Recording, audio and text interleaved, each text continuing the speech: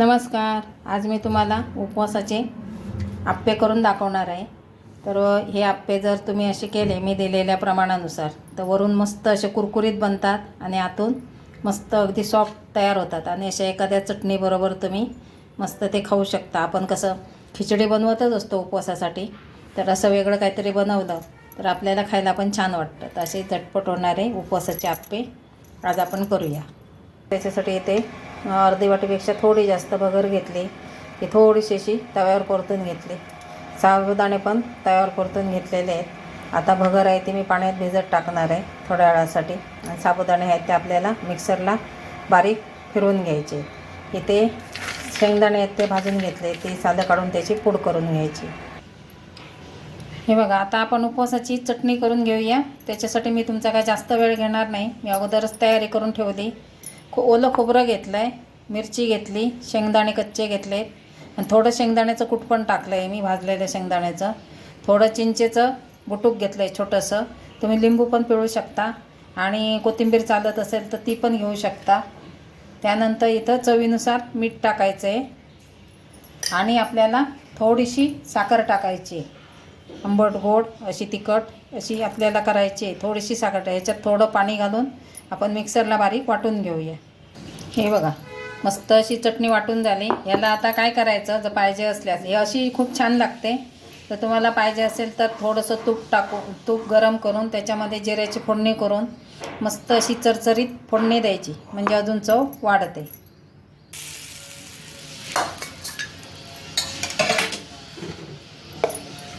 मस्त अशी फोडणी द्यायची, चरकन आवाज आला पाहिजे.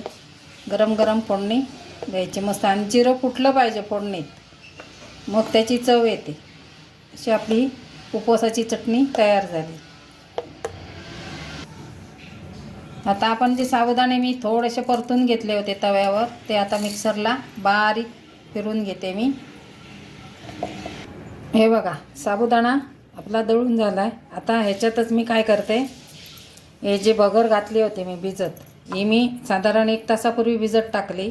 आता ही पाण्यातनं काढून घेते आणि ही साबुदाणा आणि भगर थोडं पाणी घालून मस्त अगदी बारीक वाटून घेते. भगर आणि साबुदाणा थोडंसं पाण्याचं, तेच पाणी मी घेतलं, भगर भिजत घातलं होतं तेच. आता हे आपण एकत्र वाटून घेऊया. हे बघा, रवाळ म्हणजे खूप रवाळ नाही आहे, अगदी खालच्या लेवलचं रवाळ, असं बारीक थोडंसं जाडसर, अगदी आपला बारीक रवा असतो त्याच्यापेक्षाही कमी असं मी वाटलेलं आहे साबुदाणा आणि भगर. तर आता हे काढून घेऊया. हे बघा, आता सध्या आपलं हे पीठ असं आहे, ह्याच्यामध्ये आहे कन्सिस्टन्सी बघा.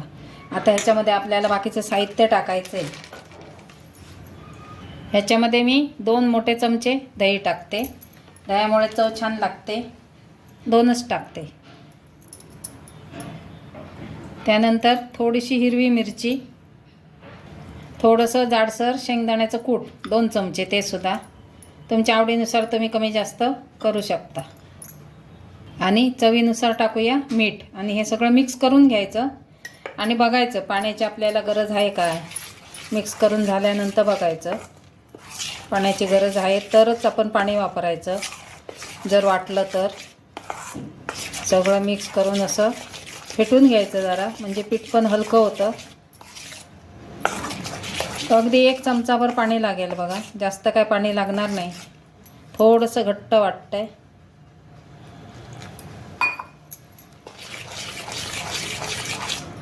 आणि असं मिक्स करून घ्यायचं. आणि आपण हे आता दही वगैरे सगळं घातलं आहे त्याला, तर 5-10 मिनटं झाकून ठेवायचं, म्हणजे जी आपली भगर आहे ती पण फुलेल. जास्त वेळ असेल तर अर्धा तास असं मिक्स करून ठेवलं तरी चालतं. हे आता आपण झाकून ठेवूया. थोडंसं ह्याच्यामध्ये उपवासाचे आहेत म्हणून आपण जिरं पण टाकूया, ते मिक्स करून घेते मी. आता ह्याला 15-20 मिनटं झालीत आपल्याला बाजूला ठेवून. बघा, मस्त झालं आहे आपलं पीठ तयार. त्याच्यात दही आहे त्यामुळे ते मस्त अगदी फुललं आहे. आता कसं आपल्याला ह्याच्यामध्ये पाणी वगैरे टाकायची गरज नाही. कन्सिस्टन्सी बघा अशी पाहिजे आपल्याला, ह्या टाईपमध्ये पाहिजे. तर आता हे आपण घालूया. आता इथे मी आप्पे पात्र ठेवलं आहे, त्याच्यामध्ये तेल टाकून घेऊया. आपण उपवासाचे आप्पे बनवतो. मस्त अगदी हे कुरकुरीत असे होतात तयार.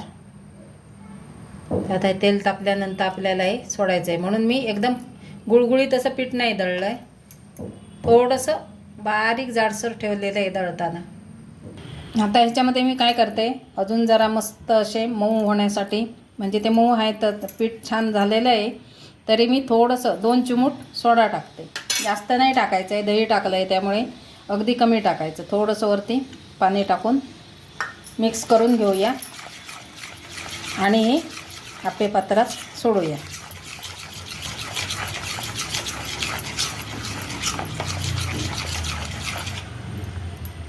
आता मी हे आप्पे पात्रात सोडते.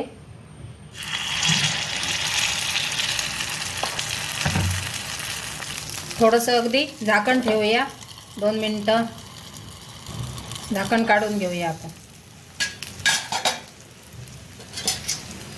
चांगले खालून झाले का मग आपण पलटून घेऊया.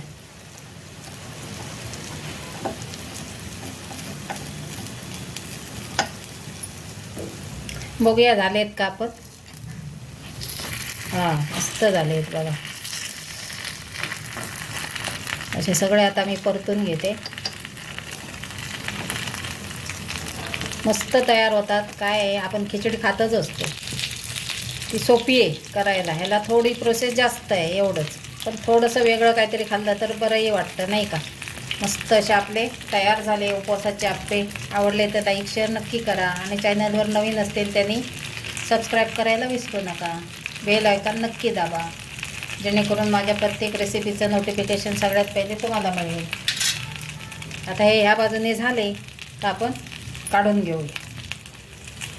बघूया आता ह्या बाजूने झाले आहेत का. झाले आहेत बघा. आता हे काढून घेते मी. हे पण घालून घेतलं आहे मी.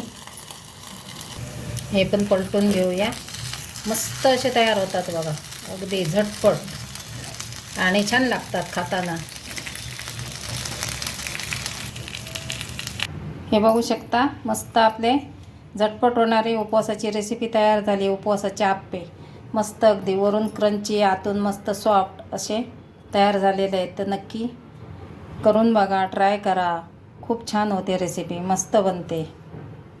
आपले उपवासाचे आप्पे तयार आहेत. चटणीबरोबर खूप छान लागतात. धन्यवाद.